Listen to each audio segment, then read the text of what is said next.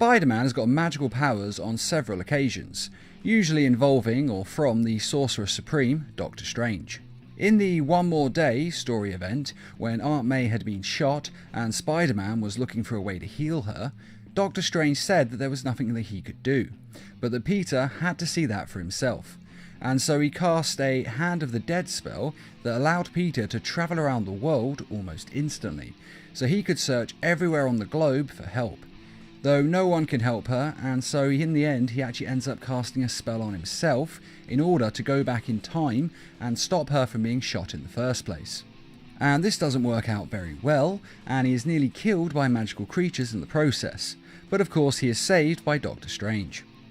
And on a different occasion, Doctor Strange has actually cast a spell to allow him to open portals to travel to and from the astral plane, in order to track down a supervillain called the Shade, who was abducting runaways, drug addicts and the homeless, basically people that no one would miss, and then storing them in the astral plane to use as a source of magical power. And in the Spider-Man the Animated Series, Peter is investigating a cult that Mary Jane has joined, as she thinks they have the power to reunite her with her father. But in truth, the sorcerer Mordo is just using them. He's casting a spell that makes them go into a fantasy dreamlike state where they think they're meeting their loved ones, while in the real world he takes over their minds and bodies and gives them the powers of flight, energy projection and super strength. Also, he has an army of super powerful people so that he can steal from Doctor Strange. Now, when Spider-Man is trying to rescue Mary Jane, he also gets caught in this spell, so he is given extra strength, energy projection and the power to fly. Though we actually only see him use the power of flight, and he has no control of these powers at all, as he is completely under Mordo's control, until Doctor Strange breaks the spell and releases him. But he does still, technically speaking, get magical powers, even if he isn't consciously able to control them. And in the Ultimate Spider-Man animated series, Doctor Strange gives him his cloak and the Eye of Agamotto, which gives him the power to fly, open portals and travel through dimensions, and he has grape-coloured webs which are imbued with magic, meaning that they work on supernatural creatures, and supernatural creatures seem unable to break them.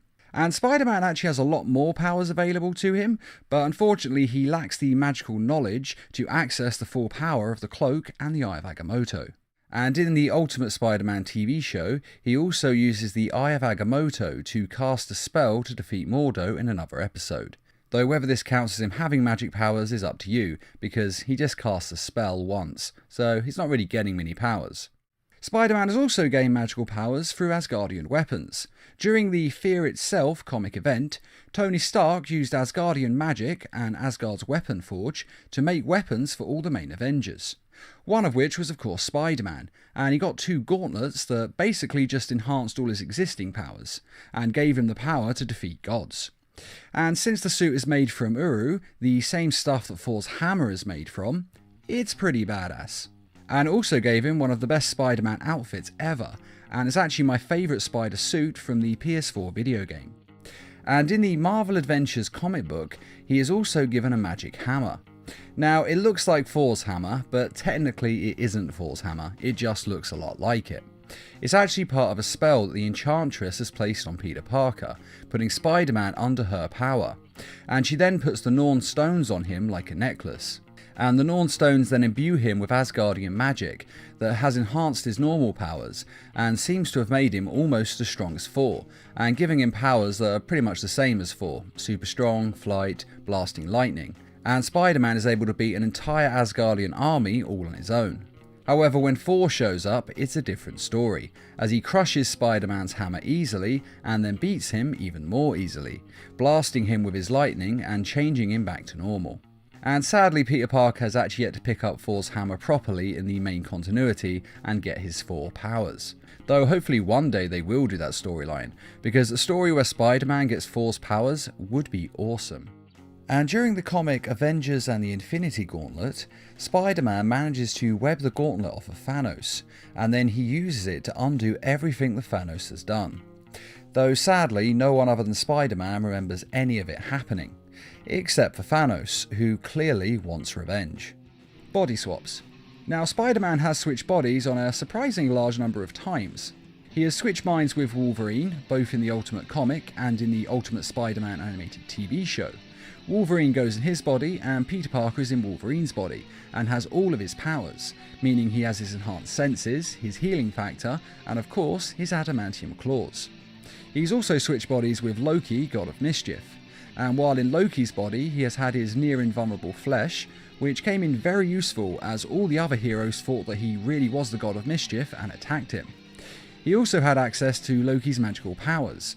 Now, the full extent of this is not shown, as Loki does have a lot of magic abilities, and Spider-Man could possibly use all of it. But all he really uses in the show is the energy blast from Loki's staff. He has also switched bodies with the Hulk, and since he is in the Hulk's body, he of course gets his powers, meaning near unlimited strength, near invulnerability, and a healing factor. And he gets to keep all of his intelligence, which actually makes him insanely powerful when you think about it. Now, in all of these cases, he obviously has his mind switched back. With Loki, it was Loki who switched their minds in the first place, so that he could wreak havoc in Spider-Man's body when Spider-Man joined the Avengers team. And as for the Hulk and Wolverine, it was just Mesmero messing with Spider-Man, because Spider-Man defeated Mesmero and locked him away, and basically, he wasn't very happy about this. And during the Superior Spider-Man event, Peter Parker and Otto Octavius switched bodies, as Otto was dying and basically wanted Spider-Man's youth, health, and power. So in a way this means that he had Otto Octavius's powers. But since Doc Ock's powers are all tech-based, this isn't technically speaking powers, though he can talk to his Autobot machines and control them, and of course has his metal arms.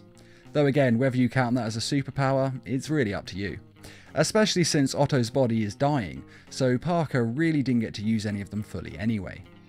Now I do have to say that Spider-Man has been in literally thousands of comics since he was created in the 60s, and he's also been in a lot of movies and a lot of TV shows, so it's possible that one or two powers have been missed. I have of course tried to get them all, but if there are any other times that you know of that you think should have been mentioned, then please let us all know in the comments. Along with which one of these times was your favourite, and if there are any other superpowers that you want Spider-Man to get in the future. And I'd just like to say a quick thank you to those who made this video possible by donating to the Needle Mouse Productions page on Patreon. And as always, thanks for watching, and feel free to subscribe, share, like, and comment.